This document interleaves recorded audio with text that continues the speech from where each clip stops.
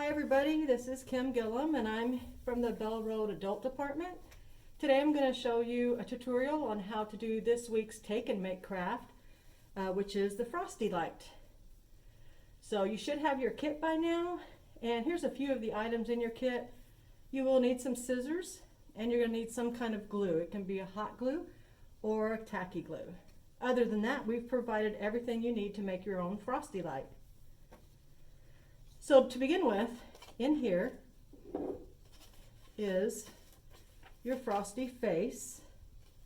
So you're going to need to cut this out and go as close to the edge as possible.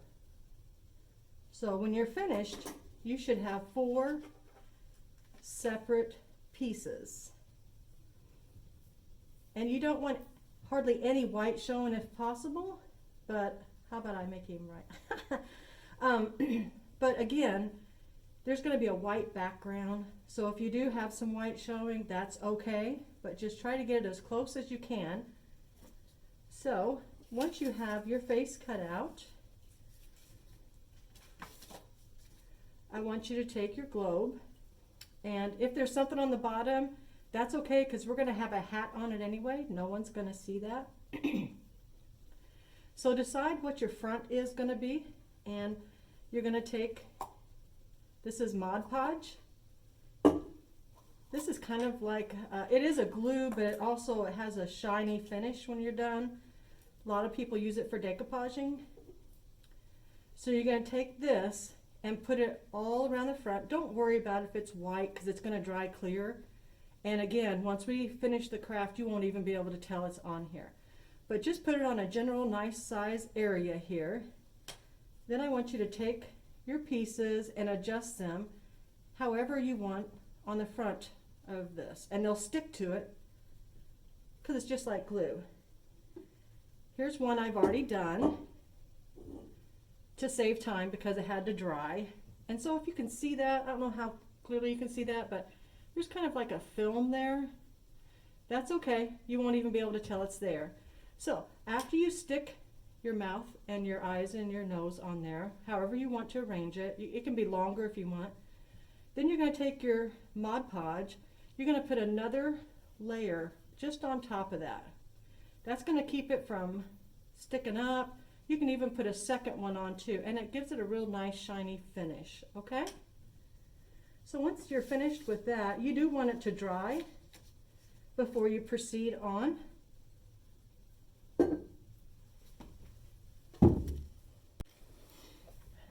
All right, once your face is dry,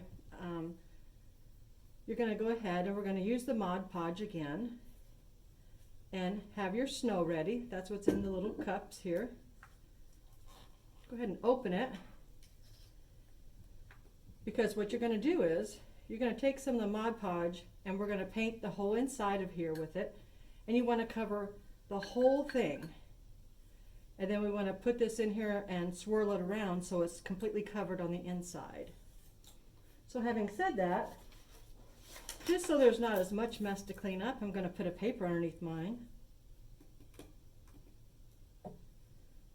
And we're just going to paint this in here. Doesn't have to be a thick coating, but you do want to get it everywhere. Sorry. Mod Podge does have a odor to it, so we're not going to be using it a whole lot here, but if it bothers you, you might want to do this in a ventilated area so it doesn't bother you. A little bit more, and you do want to get these rims right on the inside.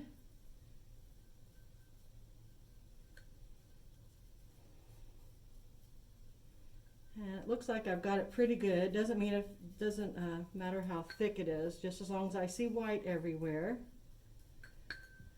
So I'm going to go ahead and dump my snow in here.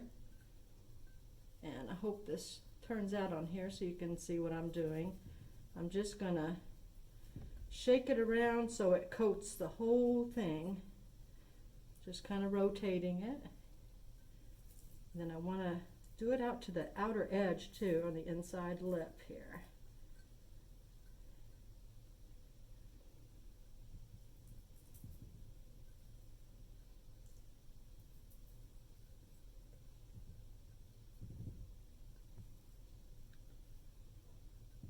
Take a good look at it, make sure everything's covered.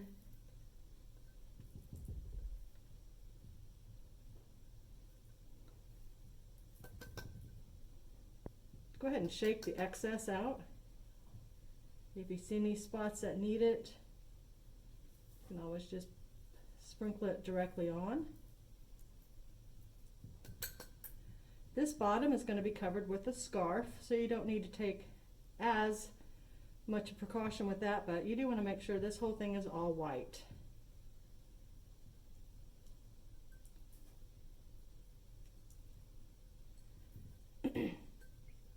After you're finished with this step, you will need to let it dry for several hours or even overnight before you proceed to the next step. But you can already tell that you can't really see the clear Mod Podge that we put on earlier. Okay, so we're going to pick this up in the next segment here, and we're going to finish out our Frosty light.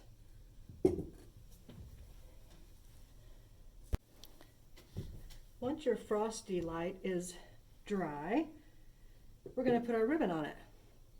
So take your ribbon out, and this is going to be our scarf. So I just kind of set it down like this. We want it to kind of give that illusion. So actually all I do is just tie it in a knot.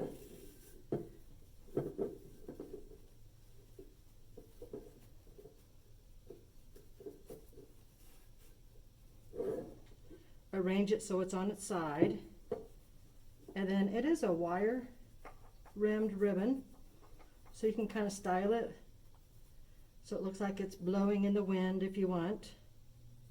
It's really easy to do. Now that you have a scarf on, you're going to take your light. This is how it comes to you, and I just want you to make sure and take the plastic tab out, otherwise your light won't work. Once you unravel the light, I want you to bunch it up like this. That's just because we're going to shove it underneath our lamp here. So just push it underneath there,